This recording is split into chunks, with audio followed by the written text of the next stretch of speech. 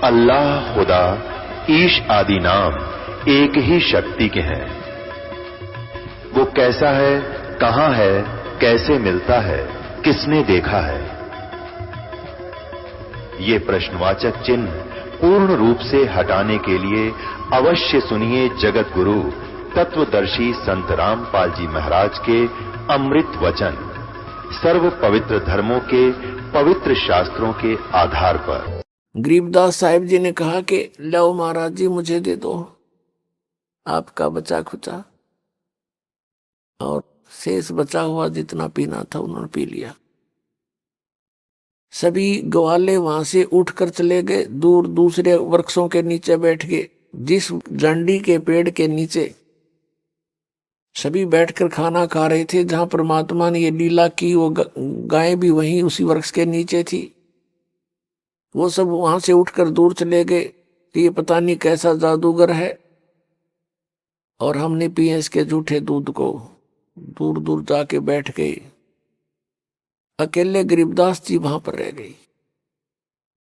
परमात्मा ने उस बच्चे को समझाना प्रारंभ किया कि बेटा, तू बहुत अच्छी आत्मा है और भक्ति किया कर। तब गरीबदास जी ने कहा कि महाराज, हम तो भक्ति बहुत करते हैं। किसकी भक्ति करते हो? कि हमारे यहाँ पड़ोस गांव में शिव का मंदिर है, शिव जी पूजते हैं, और भी कई बताई जैसा भी छठे महीने वर्ष में जो पूजाएं हम करते रहते हैं। तब परमात्मा कबीर देव जी ने उनको सब कहानी सुनाई, बताया कि बेटा, जो साधना तुम कर रहे हो ये मोक्षदायक नहीं है। कोटि जन्म तो भरमत हो गए, कुछ ना हाथ लगा रे। कुकर सुकर खरबया बोरे, कौआ हंस बुगारे। कोटि जन्म तू राजा की न्या, मिटी न मन की आशा। और भिक्षुकों के दर दर घूमया, ये मिला ना निर्गुण रासा। इंद्र कुबेर ईश की पदवी, ब्रह्मा वरुण धर्मराया। और विष्णुनाथ के पुर को जाके तू फिर भी वापस आया। असंग जन्म तन मरत्या हो गए, जीवित क्यों ना मरे रे। द्वादश मद महल मठ बोरे, बोर ना दे धरे रे। दोजक बहिष्ठ सभी ते देखे, राजपाट के रसिया। तीन लोग से तरपत नाही, ये मन भोगी खसिया। सतगुरु मिले तो इच्छा मेटे, पद मिल पदे समाना। चल हंसा उस लोक पठाऊं, जो आदि अमर अस्थाना। चार मुक्ति जा चंपी करती, माया होरी दासी। दास गरीब अभय पद पर से, वो मिले राम अविनाशी। अब ये ज्ञान परमात्मा ने गरीबदास जी के अंतःकरण में फीड किया था, जो फिर गरीबदास जी ने आगे आके परमात्मा का दिया हुआ ज्ञान लिपिबद्ध करवाया। इसमें परमात्मा ने समझाया कि बेटा, जो साधनाएं जिन भगवानों को तुम परमात्मा माने हुए हो, इनकी भक्ति करने से मोक्ष नहीं होता, जन्म और मृत्यु का रोग समाप्त नहीं होता। कठिन कठिन साधनाएं करके साधक देव पद को प्राप्त कर लेते हैं, और फिर अपना पुण्य अक्षीण होने पर फिर दोबारा जन्म और मृत्यु में आ जाते हैं। परमात्मा बताते हैं, मन तू चल रे सुख के सागर, जहां शब्द सिंधु रत्नागर। अब सुख सागर किसे कहते हैं? शंखों लहर मेहर की उपज, कहर नहीं जा कोई। दास गरीब अचल अविनाशी, सुख का सागर सोई। शंखों लहर मेहर की उपजे, और कहर नहीं जहां कोई। जैसे कभी कभी एकांत स्थान पर बैठे हो, परमात्मा की याद आ रही हो, उसमें अचानक शरीर के अंदर एक ऐसी हिलोर उठती है, कोई भी बुरा नजर नहीं आता, एकदम शांत स्वभाव हो जाता है। शत्रु के प्रति भी शत्रुता नहीं आती, किसी ने कितना ही दुख दे रखा उसके प्रति भी कोई ग्लानि नहीं रहती। वो लहर थोड़ी सी देर की होती है, उसके चले जाने के बाद कितनी कोशिश कर ले वो भाव नहीं बनता प्राणी का। तो यहाँ पर उसके बाद फिर वही वो ऐसे है, वो ऐसे है, ऐसे करना है, कोई टेंशन की याद आ जाती है, बहुत सी ऐसी समस्याएं फिर घेर लेती है। तो परमात्मा याद दिलाते हैं कि उस सतलोक के अंदर ऐसी हिलोर शंखों शंखों, वहां इतना सुख रहता है सदा। शंखों लहर मेहर की उपजें और कहर नहीं जा कोई, दास गरीब अचल अविनाशी, सुख का सागर सोई। अचल अमर, जैसे जिसको शाश्वत स्थान कहते हैं, वो सतलोक है, सनातन परम धाम, कभी नाश न होने वाला अमर लोक। और वहां अमर पुरुष, सत्य पुरुष, वो परमात्मा है। तो कबीर परमेश्वर जी समझा रहे हैं कि कोटि जन्म तो बरमत हो गए, कुछ ना हाथ लगा रे। पुण्यात्माओं, जैसे आदरणीय नानक साहिब जी, जो सिख धर्म के प्रवर्तक हैं, ये आत्मा सतयुग के अंदर अम्बरीश राजा थे। राजा अम्बरीश बड़े भक्त थे, सच्चे साधक थे विष्णु जी के। और दुर्वासा जी एक बहुत बड़े सिद्ध पुरुष थे। दुर्वासा के सामने सब कांपा करते थे। दुर्वासा जी उनके घर पर चले गए और उनको कुछ आध्यात्मिक मार्ग अपने हिसाब से बताने की चेष्टा की। और राजा अम्बरीश ने उनकी उस समय तो स्वीकृति दे दी, लेकिन बाद में अपनी क्रियाएं वही रखी। दूसरी बार जब दुर्वासा जी आए, उसने देखा कि वही क्रियाएं कर रहा, तो उसको बड़े दुख हुआ कि तूने मेरी आज्ञा का पालन नहीं किया। राजा अम्बरीश को समाप्त करने के लिए, मारने के लिए एक सुदर्शन चक्र छोड़ दिया। और वो इतना तेज, जैसे आग का पूरा गोला हो, और अम्बरीश की तरफ फेंक दिया। सामने बैठे थे अम्बरीश के चरण छूकर वो सुदर्शन चक्र वापस दुर्वासा को मारने के लिए चल पड़ा। अब दुर्वासा वहां से भाग लिया अपनी जीवन रक्षा के लिए। भगवान ब्रह्मा के पास गया। ब्रह्मा ने मना कर दिया कि ऋषि जी यहां से जाओ, ये मेरे बस की बात नहीं है, इसे तेरी रक्षा करना। फिर शिव जी के लोक में गया, दौड़ा दौड़ा ऊपर सिद्धि से उड़कर, और पीछे पीछे सुदर्शन चक्र चल रहा है। शिव जी ने भी देखा कि ये तो बहुत खतरनाक शस्त्र है, और ऋषि जी यहां से जाइए, मैं नहीं इसे तेरी रक्षा कर सकता। विष्णु जी के लोक में गए, और विष्णु जी का पुजारी था अम्बरीश। तब विष्णु जी ने पूछा कि क्या बात करी, क्या गुस्ताखी कर दी ऋषि जी आपने। तब उसने सारी कहानी बताई कि गलती मेरी ही है। तब विष्णु जी ने कहा कि ऋषि जी, ये भक्ति मार्ग है, आप जाओ और राजा अम्बरीश के चरण छुओ, वो अक्षमा करेंगे तो तू अक्षमा होगा, अन्यथा नहीं। अब वहां उसके पैरों तले की जमीन खिसकी। दुर्वासा ऋषि के हाथ जोड़कर कहता, भगवान आपके दरबार में मेरी रक्षा नहीं है, और कहाँ होगी। ऋषि विष्णु जी कहने लगे, आप जाइए, जो मैंने कहना तो कह दिया। अब दुर्वासा वहां से भाग गया। फिर आकाश में उड़कर पीछे पीछे वो सुदर्शन चक्र अम्बरीश राजा के चरणों में आकर के वो दुर्वासा गिर गया और कहा, मेरी रक्षा करो, मुझे बचा दो। तब अम्बरीश ने, राजा ने कहा कि ऋषि जी मैंने कुछ नहीं किया, आपका किया आपको मिला है। और बात सुनो ऋषि जी, ये भक्ति मार्ग है, इसमें किसी के साथ जोर जबरदस्ती नहीं करनी चाहिए। अपना ज्ञान तो कोई मानता ठीक है, नहीं मानता तो नहीं। तब उसने पकड़ के सुदर्शन चक्र को शांत कर दिया अम्बरीश राजा ने, और पकड़ा दिया, ले तेरा शस्त्र। जान बची लाखों पाए, 100 शुक्र मनाए। ऋषि ने कहा कि राजन, आप तो सचमुच सच्चे भक्त हो, मुझसे गलती हो। अब वो राजा अम्बरीश अगले जन्म में त्रेता युग में जन्मा। तब तक वो स्वर्ग आदि में अपना पुण्य अक्षीण करता रहा। त्रेता युग के अंदर राजा जनक बने वही आत्मा अम्बरीश वाली, और ऋषि सुखदेव जैसे महर्षि को कहीं ठिकाना नहीं मिला। राजा जनक से उपदेश लिया तब उसका कल्याण हुआ। इनका कल्याण कितना होता है, स्वर्ग तक पहुंच जाते हैं उन साधनाओं से, बस इसी को ये कल्याण मानते थे। अब दास जो आपको समझाना चाहता है, हम उसी पॉइंट पर आते हैं।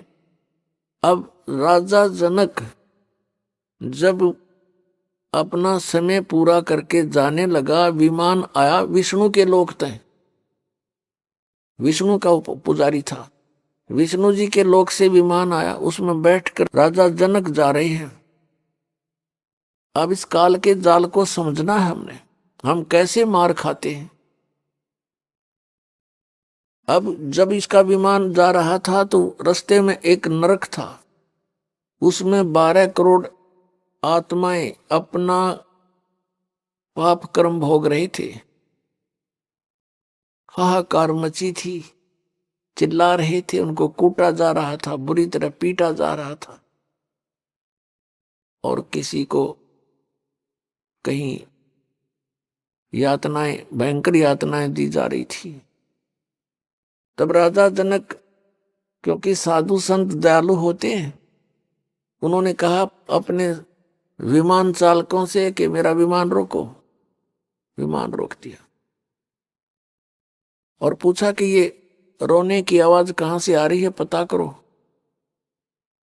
तो उन्होंने बताया कि जो लेकर जा रहे थे वो पार्षद, उन्होंने बताया राजन, यहां पर एक नरक है और इस नरक में अपने पाप कर्म का भोग प्राणी भोग रहे हैं, उनको दी जा रही यातना से वो चिल्ला रहे हैं।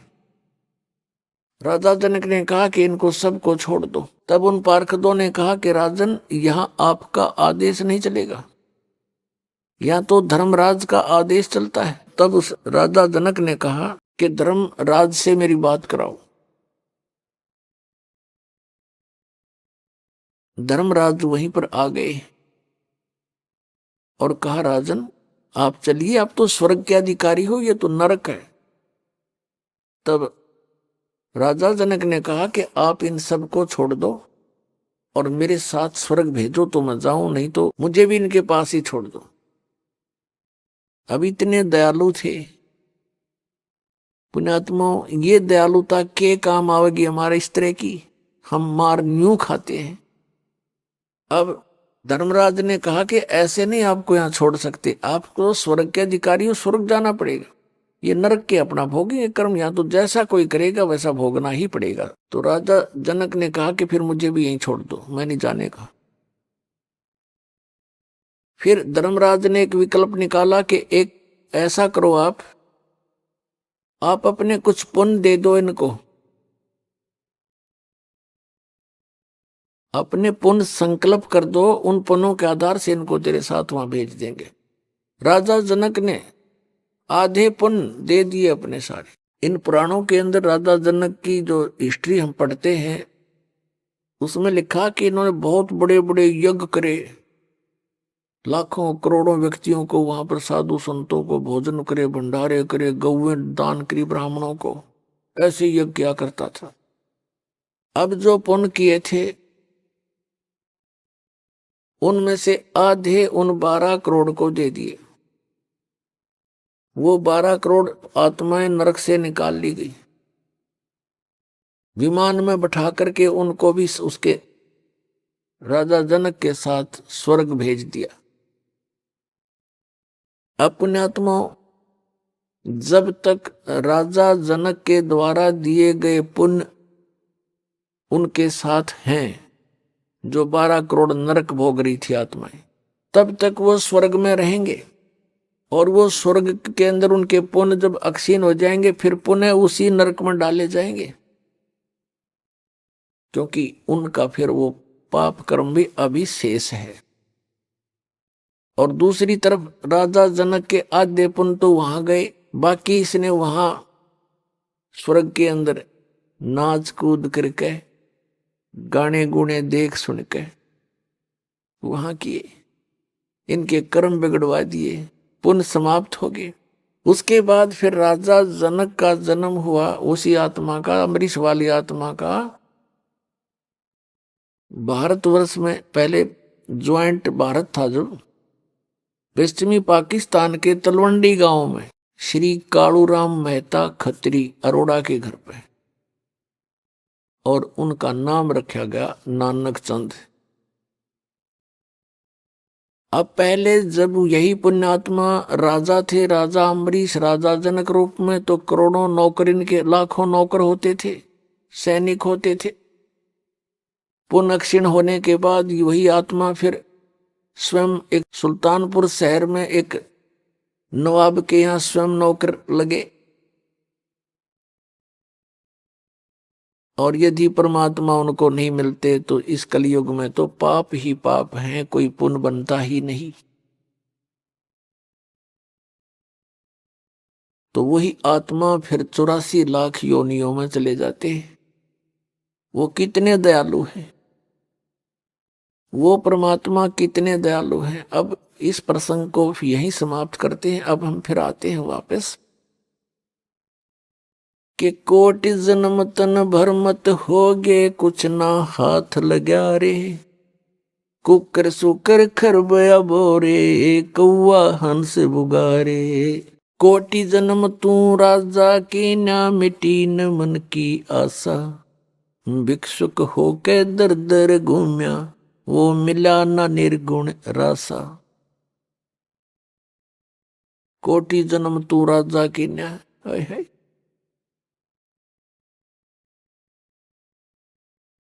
और मिट्टी न मन की आशा। जैसे पहले जन्म में कोई राजा बनता है तो भी वही इच्छाएं होती हैं, दूसरे जन्म में राजा नहीं बना है तो राजा बनने की चेष्टा प्रयत्न रहता है। फिर क्या बताते हैं कि कुकर सुकर खरबया बोरे, कौआ हंस बुगारे। पुण्यात्माओं, कुत्ते गधे सुअर की योनियां हम भोगे हैं, और हम स्वर्ग में देवता भी बने हैं, हम राजा भी बने हैं। ये ना सोचो कि हम आज यही जो आज हमारी स्थिति है हम सदा ऐसे नहीं। और 84 लाख योनियों में भी हम गए हैं, कुत्ते गधे के शरीरों में भी हम रहे हैं। ये सत्य विधान है यहाँ का, ये सत्य मान लेना कोई, क्योंकि हम भक्ति से बहुत दूर, परमात्मा के विधान से हम परिचित नहीं। और जिन ऋषि महर्षियों को हम परमात्मा प्राप्त मानते थे उनके पास खख नहीं था, वो कुछ नहीं जानते थे भगवान के विषय में। जिस कारण से आज हम परमात्मा के उस नियम से बहुत अपरिचित हो गए। हमें अब मनुष्य जीवन में जो सुविधाएं हैं इनको पाकर हम ये सोच बैठे हैं कि हम ऐसे ही मौज रहेगी, इसको मौज मान रहे हम। जो थोड़ा सा राहत हमें अन्य प्राणियों से ठीक सी महसूस हो रही है, लेकिन हम अन्य योनियों में भी बहुत कष्ट उठा चुके हैं। तो क्या बताते हैं, कुकर सुकर खरबया बोरे, कौआ हंस बगारे। कोटि जन्म तन भर मत होगे, कुछ नहीं हाथ लगा रे। आप यहां देखते हो तो बहुत से उदाहरण ऐसे, जैसे एक पोलैंड देश का एक कैबिनेट यानी पूरा मंत्रिमंडल एक ही जहाज में कहीं जा रहे थे सारे, किसी का शोक व्यक्त करने, और वो जहाज क्रश हो गया, दुर्घटनाग्रस्त हो गया।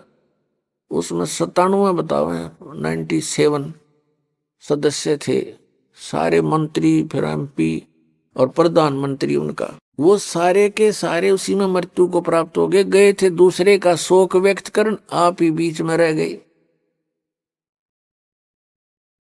अब उसको क्या हाथ लग गया, प्रधानमंत्री बना हुआ था। और भी यहाँ बहुत से प्रमाण हैं, जैसे मुख्यमंत्री आंध्र प्रदेश के थे, हेलीकॉप्टर से यात्रा कर रहे थे, दुर्घटनाग्रस्त हो गया, तीसरे दिन तो उसका शव मिला था, कोई फर्स्ट एड करने नहीं पाया उसको। ऐसे ही अरुणाचल प्रदेश का एक मुख्यमंत्री, 7 दिन में लाश मिली थी उसकी, ऐसे ही हेलीकॉप्टर से उसके गिर जाने से जंगल में पहाड़ों पर मृत्यु को प्राप्त हुआ था। और उन व्यक्तियों की कितनी आशाएं थी, पता नहीं कहां कहां के प्रोग्राम मीटिंग रखी हुई थी, अब कहां गई वो। ऐसे ही बहुत सी बातें हमें याद हैं। और प्रतिदिन ये तो बड़े बड़े व्यक्तियों की, जो जिनको हम बड़े मानते हैं, उनकी घटनाएं सुना रहे हैं आपको।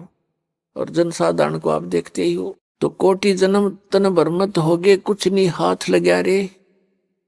मुख्यमंत्री था, प्रधानमंत्री था, मृत्यु का प्राप्त हुआ, भक्ति करी नहीं, कुत्ता बनकर घूम रहा है सैर सपट्टे करता हुआ, या कहीं प्रेत बनकर भटक रहा है। उसको क्या मिला उस प्रधानमंत्री के पद से? तो पुण्यात्मा, जो इस मनुष्य जीवन से हमने करना चाहिए वो भूल गए हम, और साधना करते हैं, शास्त्र विरुद्ध त्याग करते हैं, उसे कोई लाभ होना नहीं। गीता जी अध्याय नंबर 16 के श्लोक 23 में कहा कि शास्त्र विधि को त्याग कर जो मनमाना आचरण करते हैं, उनको न तो कोई सुख हो सकता है, ना उनकी गति हो, ना कोई सिद्धि को प्राप्त हो सकते, अर्थात यूजलेस।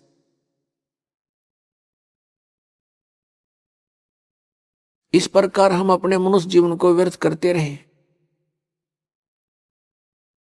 इंद्र कुबेर ईश की पदवी, ब्रह्मा वर्ण धर्मराया। इंद्र कुबेर, कुबेर धन का देवता यानी वित्त मंत्री एक ब्रह्मांड का, और इंद्र स्वर्ग का राजा। ईश ब्रह्मा विष्णु महेश की पदवी भी आप जी ने बहुत बार प्राप्त की है। बताओ, अब ये बातें हमें किसी ने ज्ञान कराया नहीं, हम इन्हीं घिसी पिटी उस अज्ञान लोकवेद के आधार से अध्यात्म ज्ञान सुना करते थे। अब हमें पता चला कि हम कितने युगों से कष्ट उठा रहे हैं। तो पुण्यात्माओं, इस प्रकार का ज्ञान आदरणीय गरीबदास साहिब जी को परम पूज्य कबीर परमेश्वर जी ने बताया, जो जिंदा महात्मा के रूप में वहां प्रकट थे। अब छोटा सा 10 वर्ष का बालक बहुत प्रेरित हो जाता है, बहुत कुछ समझने योग्य होता है। एकदम हृदय में ऐसी प्रेरणा बन गई, चरणों में गिर गया और कहने लगा, परमात्मा, क्या इन ब्रह्मा विष्णु महेश से भी ऊपर कोई और प्रभु है? तब परमात्मा ने कहा, बेटा, ये तो एक ब्रह्मांड के अंदर समझ लो एक विभागीय मंत्री है। रजगुण विभाग के ब्रह्मा जी, सतगुण विभाग के विष्णु जी, और तमगुण विभाग के शिव जी। इनके पिता हैं ज्योति निरंजन काल, जिसे सरपुरुष कहते हैं। गीता जी अध्याय नंबर 15 के श्लोक नंबर 16 और 17 में 3 पुरुष बताए हैं, एक सरपुरुष, एक अक्षर पुरुष। सरपुरुष तो ये ब्रह्म है, 21 ब्रह्मांड का स्वामी, जिसको काल भगवान कहते हैं। और अक्षर पुरुष 7 संख ब्रह्मांड का स्वामी, जिसको परब्रह्म भी कहते हैं। ये दोनों प्रभु, पुरुष माने प्रभु, और इनके अंतर्गत जितने प्राणी हैं सब नाशवान हैं। जीव आत्मा किसी की नहीं मरती, वो तो कुत्ते गधे की भी नहीं मरती। 15वें अध्याय के 17वें श्लोक में फिर कहा है कि उत्तम पुरुष तू अन्य परमात्मा इति उदाहरते। उत्तम पुरुष यानी श्रेष्ठ परमात्मा तो इन ऊपर वर्णित 16वें श्लोक में कहे दोनों पुरुषों से, सरपुरुष और अक्षर पुरुष से भी कोई और है, अन्य है, और वही परमात्मा कहता है, और वही तीनों लोकों में प्रवेश करके सबका धारण पोषण करता है।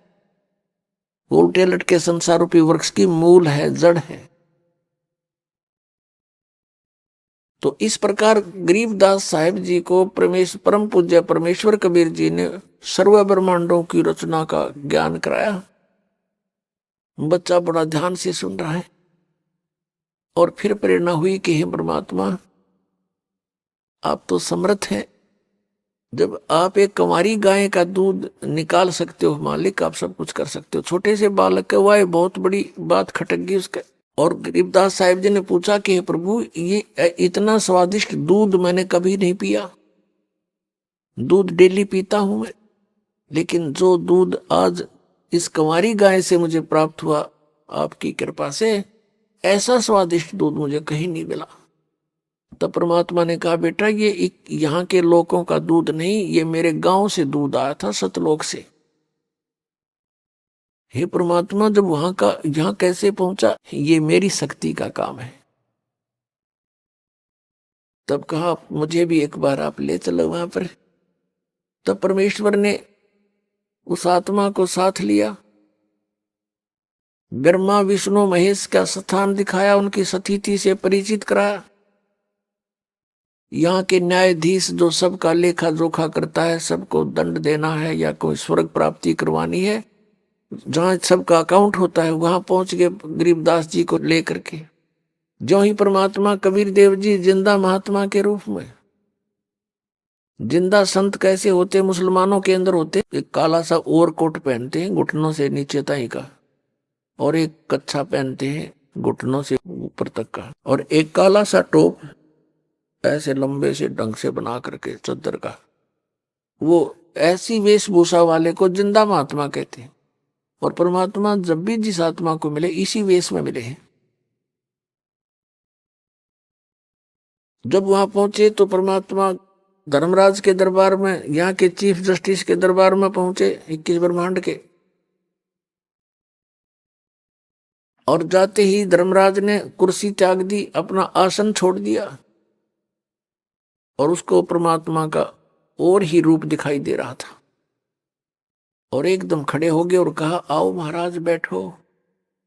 तो परमात्मा ने खड़े खड़े, जैसे उच्च अधिकारी छोटे कर्मचारी अधिकारी को आदेश देता है, उस समय वो उसको डांट के तरीके से भी बोलता है, ऐसे परमात्मा उस धर्मराज को कह रहे हैं। गरीबदास साहिब ने फिर बाद में बताया कि धर्मराय दरबार में देई कबीर तलाक, मेरे भूले चूके हंस को तू पकड़िए मत कजाक।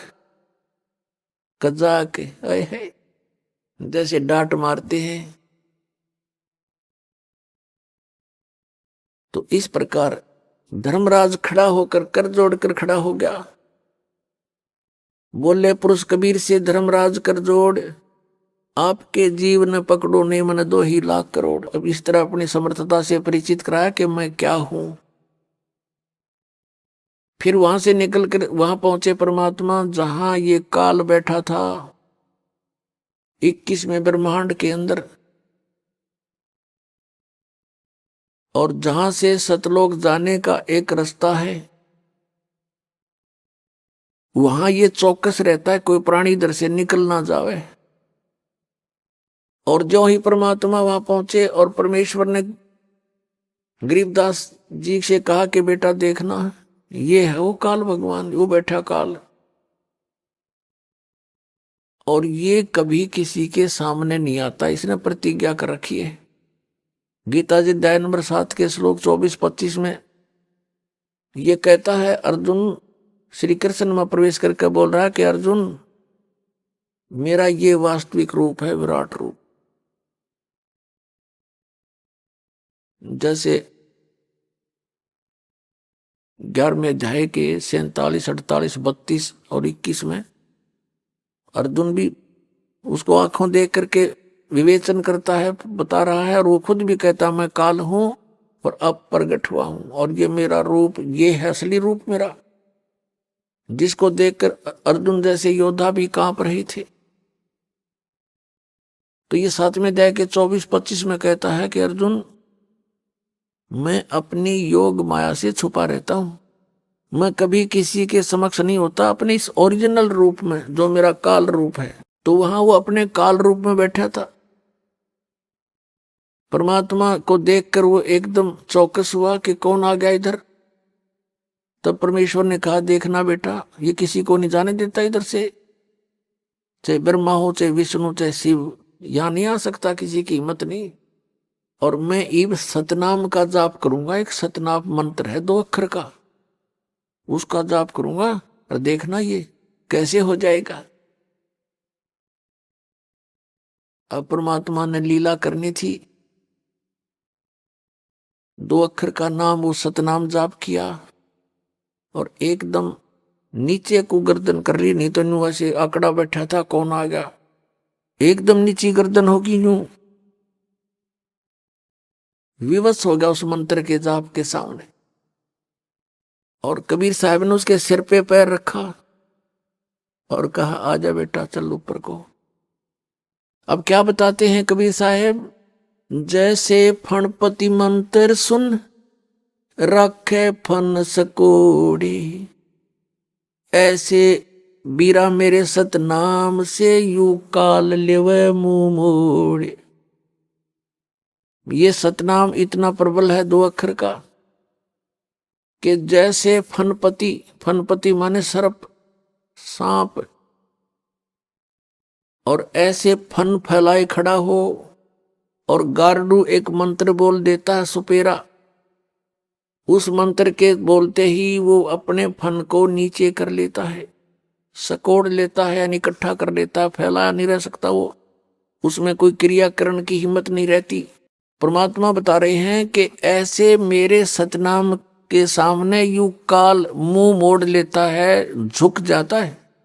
जैसे फनपति मंत्र सुन राखे फन सकोड़, ऐसे मेरे सतनाम तयू काल लवे मुंह मोड़े।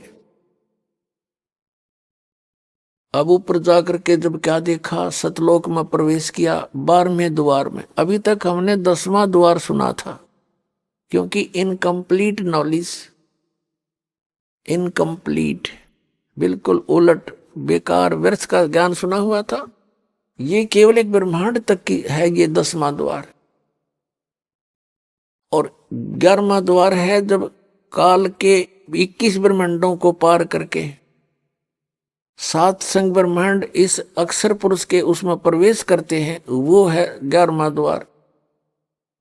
और फिर 7 संग पार करके सतलोक में प्रवेश करते हैं, वो है 12वां द्वार। तो अभी इस शब्द में लिखा है, जैसा भी आपको सुना था कि असंग जन्म तन मर्त्या होगे, जीवित क्यों नाम रह रे। और 12 मध्य, 12 माने 12, मध्य महल मठ बोरे, वो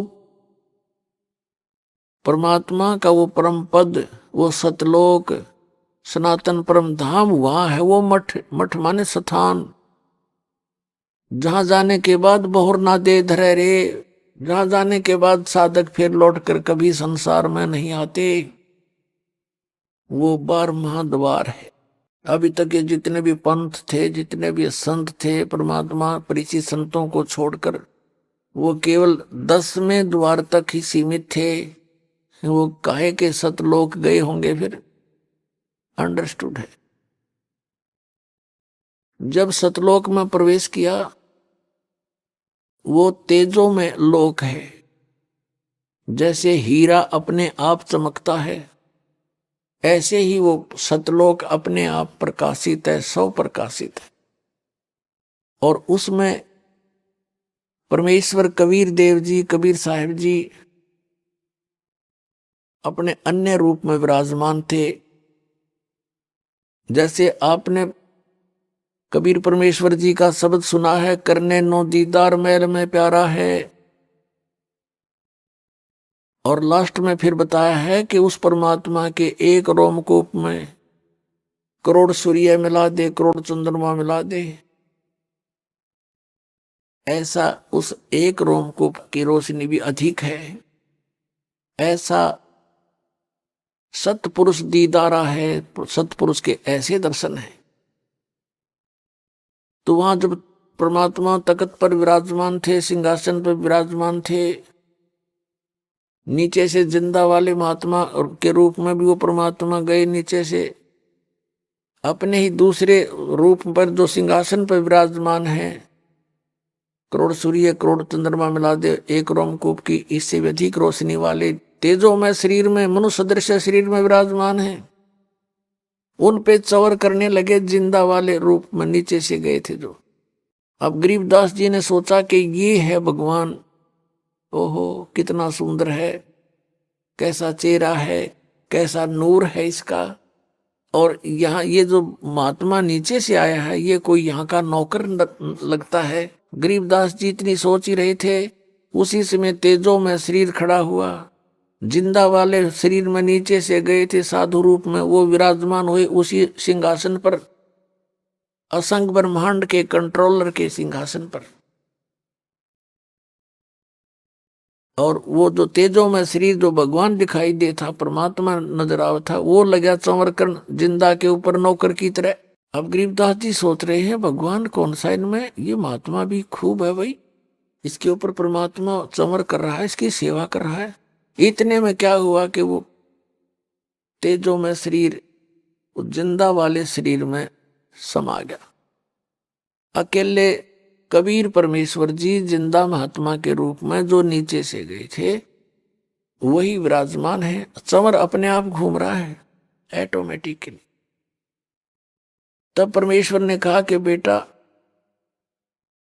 मैं सारे ब्रह्मांडों का मालिक हूं, सब ब्रह्मांड मैंने रचे हैं, सभी प्राणियों जीवों की उत्पत्ति भी मैंने की है। फिर सारी कहानी बताई कि यहां से वो जो नर वहां दुख पा रहे हैं काल के लोक में, वो कैसे वहां गए। सारी कथा सुनाई कि तुम सभी यहीं रहा करते थे, ये सब के आपके मकान ये स्थान खाली पड़े हैं। जितनी प्राणी वहां गए हैं, चींटी से हाथी तक, रंक से राजा तक, ये सभी यहां रहते थे, ये सारे खाली पड़े इनके। इनमें मस्ती लगी, सुख था घना। और यहां एक ज्योत निरंजन नाम का अंडे से निकला हुआ प्राणी था, आत्मा था, उसने कुबद छाई, एक पैर पे खड़ा होके तप करने लगा। उसके ऊपर ये सब आसक्त हो गए, उसकी उस ड्रामाबाजी को देखकर, उसकी एक्टिंग को देखकर, जो आजकल के लोक में कष्ट पा रहे हैं। मैंने बहुत बार उनसे कहा कि तुम मस्त रहो बच्चों, इसकी क्रिया को मत देखो। ऊपर से तो वो सावधान हो जाते थे, अंदर से कसक घनी बन गई, उस पर आसक्त हो गए, हृदय से चाहने लगे। जब उसने कहा कि मुझे जीव दे दो, तो मैंने उनसे पूछा था क्या तुम जाना चाहते हो, सभी ने सभी करती दे दी थी, इसलिए उसके साथ भेजने पड़ गए मुझे। और देखो बेटा यहाँ कितना सुख है, और वहां क्या हो रहा है, कभी फ्लड आ जाता है, कभी अकाल गिर जाता है, किसी की रोग से मृत्यु, कभी महामारी फैल जाती है, कहीं जल उपलब्ध नहीं है तो कहीं फ्लड ही फ्लड है। ऐसे स्थान पर चले गए, इस सर्व सुखदायी प्लेस को छोड़कर, स्थान को छोड़कर। अब गरीबदास जी बालक थे, आंखों में आंसू आ गए और कहने लगे भगवान हम तो घने नालायक हैं, हम तो महान पापी आत्मा है। हमने देखो एक कैसे भरी थाली का ठोकर मारी, यहाँ सब कुछ उपलब्ध है, हरे भरे बाग हैं, यानी सदाबहार फल फ्रूट हैं, सदाबहार बेल हैं, सब तरह के यहाँ पर दूधों की नदी बह रही है। और हम वहां उस कंगाल लोक में चले गए और कहा भगवान मुझे यहीं रख लो दाता, वहां मत भेजो।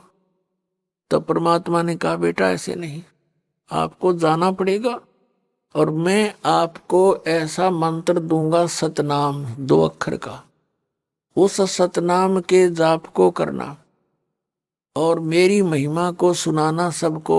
आपने ये देख लिया भगवान कौन है, और भक्ति करके आप यहाँ आ सकते हो। आप जब यहाँ से गए तो बहुत पुण्य थे आपके, अब वहां पुण्य रहे नहीं, उसने लूट लिया तुम्हारे को, और फिर वो इतना ही समर्थ सक्षम होकर तुम यहाँ आ सकते हो भक्ति के बल से। और एक मंत्र में ऐसा दूंगा तुम्हें, अभी बताना नहीं किसी को, लेकिन लिख देना सारी वाणी में, मैं तुझे एक वाणी दूंगा, एक ज्ञान भरूंगा तेरे अंतःकरण में, उसको फिर तू बोल बोल के सुनाना। गरीबदास जी से कहा बेटा आपको जाना पड़ेगा, आपके बस भाई बहन हैं, वो काल से भ्रमित है, उनको ये ज्ञान सुनाना अति अनिवार्य हो गया। तब गरीबदास जी ने कहा, जो आपकी आज्ञा पर, मेरे साथ रहना मालिक। बहुत गंदा लोक है वहां, तो विचलित हो जाऊं कहीं मैं परमात्मा। परमेश्वर ने कहा, बेटा घबरा मत, मैं तेरे साथ रहूंगा। ज्यों बच्छा गऊ की नजर में, यूं साईं को संत, और भक्तों के पीछे फिरे वो भगत वत्सल भगवंत। फिर बताया कि बेटा मैं 120 वर्ष बनारस में काशी में रहा हूं।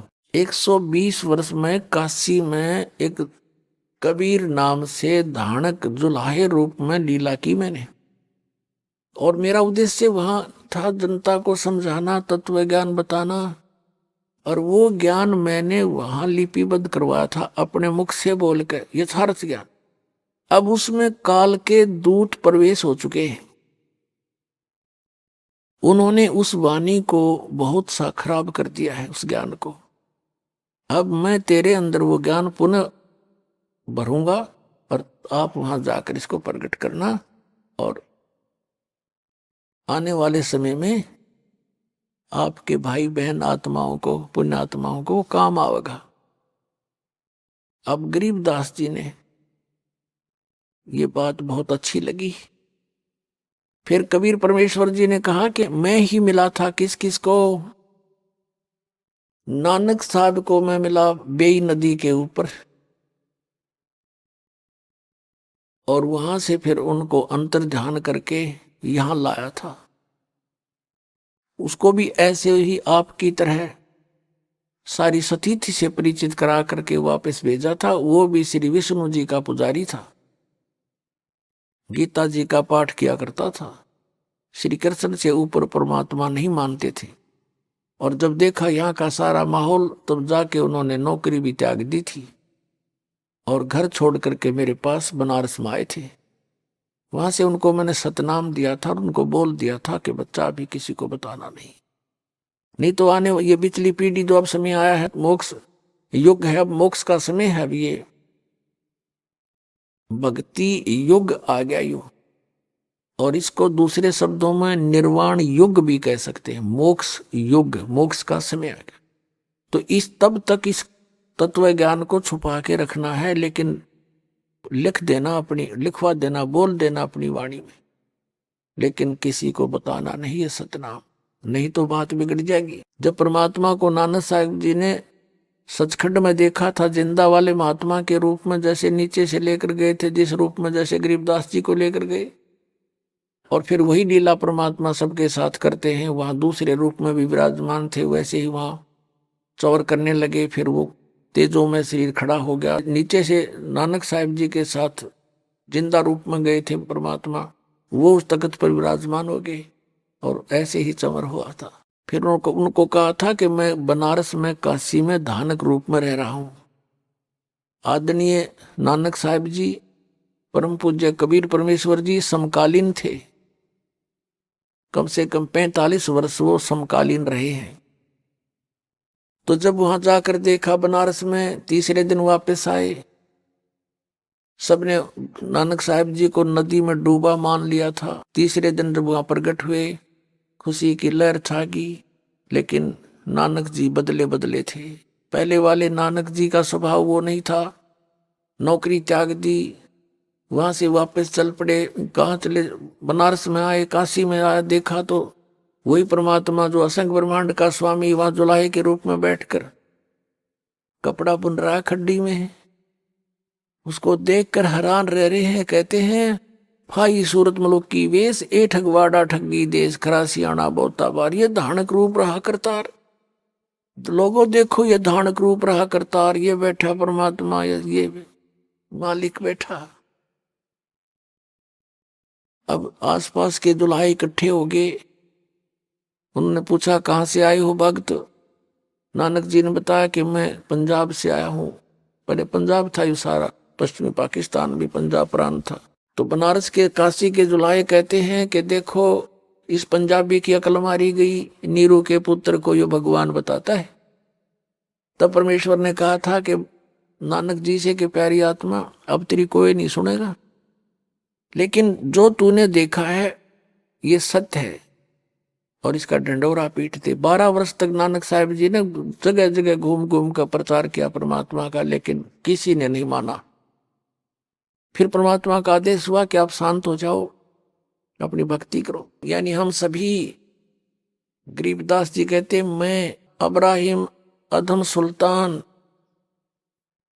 जिसको सुल्तानी कहते हैं, हम सुल्तानी नानक तारे, और तेरे दादू को उपदेश दिया। वो जात जुलाहा भेद न पाया, काशी माहे कबीर हुआ। वो कबीर अनंत कोट ब्रह्मांड का एक रति नहीं भार, और सतगुरु पुरुष कबीर है, वो कुल के सिरजनहार। बहुत देर तक परमात्मा ने वाणी सुनाई, और वो 65 साल का बूढ़ा जो देखे मटर मटर आया था, उसका झाड़े लान झाड़ा लग गया उस गोपाल दास के। अब उसने देखा तो जानकार था, दादू साहब की वाणी भी पढ़ा करता था कि ये तो बहुत अनमोल ज्ञान है, और यदि ये लिपिबद्ध हो जावे कलयुग में बहुत जीवों का उद्धार होगा। वो 65 साल का महात्मा खड़ा होकर कहता 13 वर्ष के बालक को कि महाराज जी ये वाणी लिखवा दो। मैं वाणी लिख लूंगा, लिखवा दो भगवान, सबके काम आओगी। अब गरीबदास जी चल पड़े, फिर वहां से उसकी बात नहीं सुनी। अब वो गांव वाले सोचते हैं कि भाई इस लड़के में तो कसूती बला है, बाबा जी के भी जंतर मंत्र कर दिया, यो भी सही ओड बोला है, इसमें कोई भयंकर शक्ति है, भयंकर कोई इसके अंदर प्रेत बाधा है। ये बाबा जी भी सह के साथ हो लिया, हाथ जोड़ के पीछे पीछे चल पड़ा। अब 3 दिन तक गोपाल दास उनसे रह रहकर मिलते रहे, प्रार्थना करते रहे। तीसरे दिन गरीबदास जी ने कहा कि भक्त यदि सारी लिखे बीच में छोड़ कर ना भागे तो लिखवाऊं मैं। तो गोपाल दास ने कहा महाराज जी मैं तो घर से फारिग हूं, कति फरी होकर आया हूं, कोई काम नहीं मुझे, आप दया करो। परमात्मा ने कहा ले आ कागज और कलम अपनी। अब गरीबदास जी के एक बेरी का बाग था, बेरी बड़बेरिया का बाग था, उसमें एक जंडी का पेड़ था। वहां उस समय ऐसे ही हुआ करते थे, रेगिस्तान टाइप से था वो क्षेत्र। पहले जंडी के पेड़ बहुत हुआ करते थे, जैसे आजकल राजस्थान में होते, इस तरह की स्थिति थी। तो वहां बैठकर जंडी के पेड़ के नीचे गरीबदास जी बोला करते थे, गोपाल दास दादू पंथी लिखा करते थे। उसमें लिखा कि 6 महीने तक ऐसा वो लिखते रहे, तो तब ये ग्रंथ, ये वाणी लिखी गई। और भी फिर कभी कभी मूड माकर बोलते थे, वो चलते फिरते वो भी लिख लिया करता था, उसके साथ रहने लगा कुछ दिन। तो फिर वही बोला हुआ आंखों देखा हाल ऊपर का जो गरीबदास जी ने परमात्मा के साथ जाकर देखा था, वो आंखों देखा अपनी इस अमृत वाणी में लिखा है। अपने आत्माओं, सत्संग का जो उद्देश्य होता है उसमें परमात्मा के विषय में जानकारी होती है, और परमात्मा को पहचानना कि कौन है परमात्मा और कैसा है भगवान, और कैसे मिलता है, वो कहाँ रहता है, ये 4 वस्तु क्लियर होनी चाहिए तो सत्संग है। नहीं तो भगवान की प्रभुता के गुण, महिमा के गुण कितने गा लो, जब तक भगवान मिला नहीं तो उनकी महिमा करते रहने से हमें लाभ क्या होगा। जैसे बिजली के गुणों का ज्ञान है, बिजली पंखा चलाती है, बल्ब जगाती है, बड़ी बड़ी फैक्ट्रियों को चलाती है, और नीचे से जल निकाल देती है, आटा पीस देती है, पशुओं का चारा काट देती है, कट कट कट करके। तो ये तो गुण है, इनको गाते रहो, बजाते रहो, ढोल पीट के गाने लग जाओ, अख्तारे बनाकर गाने लग जाओ। जब तक बिजली का कनेक्शन नहीं मिलेगा, जिन गुणों का ज्ञान दिया जाता था वो गुण प्राप्त, लाभ प्राप्त हो नहीं सकते। वो गुण जो हम गाते हैं बिजली में, वो जो कि तो विद्यमान है, पर वो प्राप्त कैसे होंगे, कनेक्शन लेना पड़ेगा उसका। इसी प्रकार परमात्मा की महिमा के कितने ही शब्द गा लो, वाणी बोल लो, उनको गढ़वे बेंजू बांध के सारंगी सुरंगी पे वहां गा लो। परमात्मा ये कर देता है, परमात्मा ये कर देता है, भगवान ऐसा सुखदाई है, भगवान ऐसा सुखदाई है। वो तो है ही, उसको अच्छी बात है, उसके गुणों का परिचय होना चाहिए। लेकिन यही करते रहे और कनेक्शन ना मिला, भगवान मिला नहीं, तो व्हाट इज यूज? इसका लाभ क्या गाने और बजाने और सत्संग करने का? यूजलेस। आइए अब हम उन श्रद्धालुओं के अनुभव जानते हैं जो जगत गुरु तत्वदर्शी संत रामपाल जी महाराज जी से दीक्षा प्राप्त कर चुके हैं तथा उनके द्वारा बताए गए भक्ति मार्ग पर चल रहे हैं। जी नमस्कार। नमस्कार जी। क्या नाम है जी आपका? बबीता नाम है जी। बबीता जी कहाँ से आए आप? मैं नजफगढ़ से बापड़ोला गांव से आई हूँ जी। बबीता जी, संत रामपाल जी महाराज से जुड़ने से पहले आप क्या भक्ति साधना करते थे? जी, जो सारी के देवी देवता की पूजा करते, मैं ये सारी पूजाएं करती थी। संतोषी माँ के व्रत भी करती थी और दुर्गा माँ के भी व्रत करती थी, जैसे नवराते बोलते हैं उनके व्रत करती थी।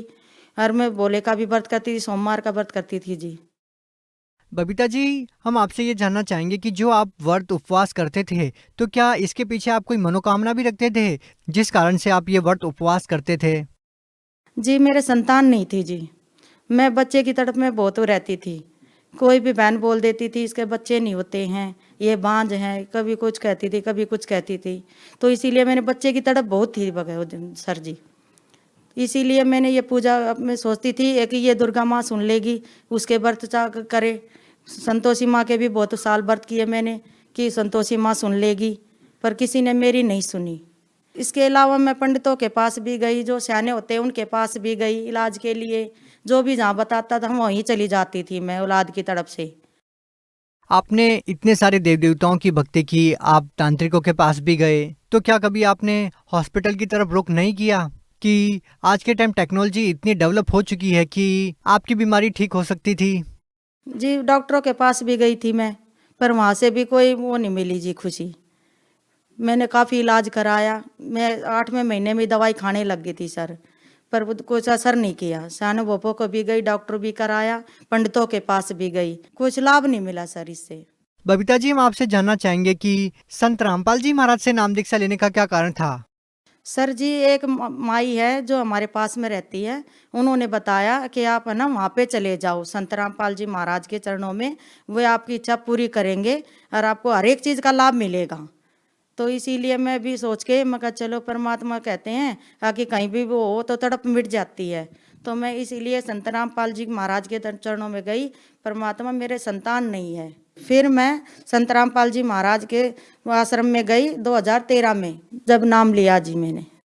बबीता जी, जैसे कि आपने बताया कि आप संतान प्राप्ति के लिए काफी साल से ट्रीटमेंट ले रहे हैं, देव देवताओं के पास भी आप गए, तो क्या संत रामपाल जी महाराज जी के पास जो मनोकामना आप लेकर गए थे, तो क्या आपकी वो मनोकामना पूरी हुई? हाँ जी, ये पूरी सच है जी। परमात्मा के चरणों में जाने के बाद संत रामपाल जी महाराज के उसमें भक्ति की, परमात्मा बोले बेटा दया करेंगे, भक्ति करो। तो संत रामपाल जी महाराज ने बोला था कि बेटा भक्ति करो, दया करेंगे परमात्मा। तो जी मैंने भक्ति की, परमात्मा संत रामपाल जी महाराज की दया से मेरे 17 साल में पुत्र प्राप्त हुआ है जी। सर, मैं ये 17 साल हो गए थे मेरी शादी को, तो दवाई खाते खाते मैंने इंग्लिश भी दवाई खाई, मतलब जैसी भी खाई मैंने, वैसे गाढ़े वगैरह भी पिए, तो उनकी वजह से मेरा शरीर खराब हो गया था सर जी। तो इसीलिए उसमें भी फायदा मिला मेरे को सर, परमात्मा संत रामपाल जी महाराज के आशीर्वाद से।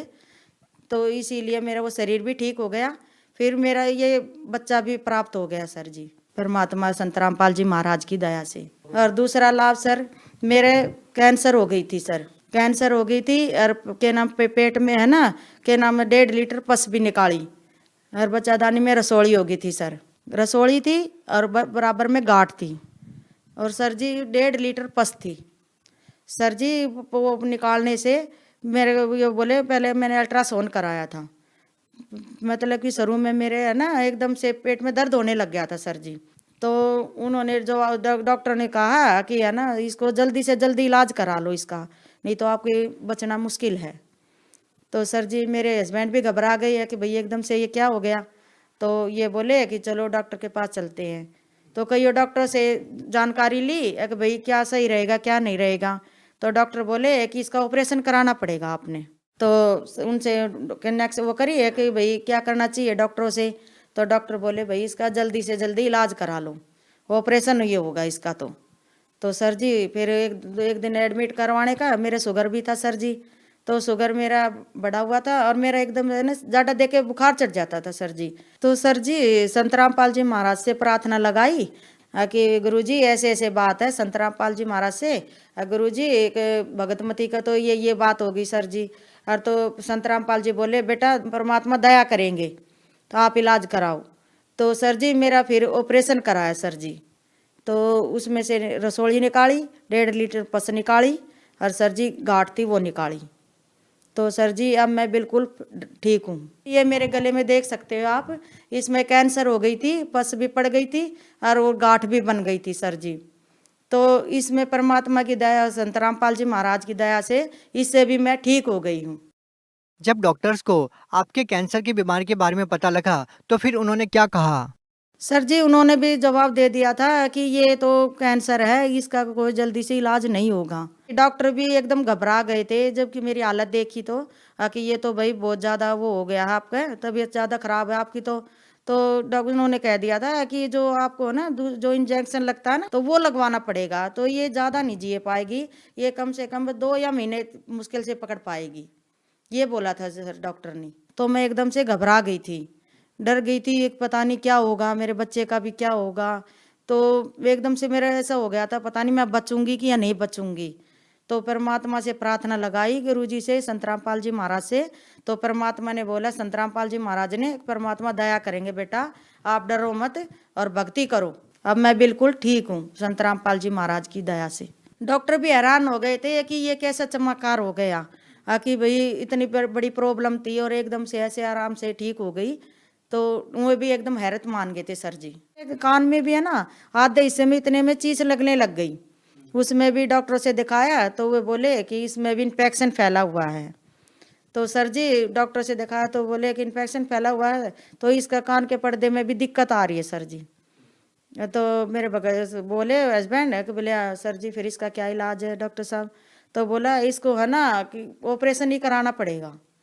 तो मेरे बगैर सर जी वो घबरा गए कि भाई इसका भी ऑपरेशन होएगा क्या, भाई 2 तो ऑपरेशन हो गए और तो तीसरा भी ऑपरेशन ही बोलना करवाना पड़ेगा क्या। तो परमात्मा से प्रार्थना लगवाई सर जी। परमात्मा बोले बेटा इसमें भी परमात्मा दया करेंगे, आप भक्ति करो। तो सर जी मेरे कान का भी दर्द बिल्कुल ठीक हो गया, ऑपरेशन की भी परमात्मा ने टाल कर दिया कि भाई ऑपरेशन नहीं होगा। संत रामपाल जी महाराज की दया से अब मैं आपके सामने बिल्कुल ठीक हूँ। आप भक्त समाज को क्या संदेश देना चाहते हैं? मैं सारे भाई बहना ननू कहना चाहूँ हूँ कि बेबे संत रामपाल जी महाराज के उसमें आ जाओ सत्संग में। और मेरे इतने बड़े बड़े दुख थे परमात्मा ने सारे दूर कर दिए और मेरे कैंसर तक भी हो गया था। कहते हैं ना कैंसर का तो कोई इलाज भी नहीं है और परमात्मा कहते हैं संत रामपाल जी महाराज कैंसर का मैं कैंसर के बाप को भी ठीक कर सकता हूँ, अगर मर्यादा में रहोगे और भक्ति करोगे तो मैं बेटा सब कुछ ठीक कर सकता हूँ। अगर कोई व्यक्ति संत रामपाल जी महाराज से नाम दीक्षा लेना चाहता है तो वो उनसे नाम दीक्षा कैसे प्राप्त कर सकता है? सर जी जो ये पीली पट्टी चलती है इनमें संत रामपाल जी महाराज के नंबर चले हुए हैं, इन पे संपर्क कर सकते हो, इनसे कांटेक्ट करके आप नाम दीक्षा ले सकते हो। जी बहुत बहुत धन्यवाद। सत साई।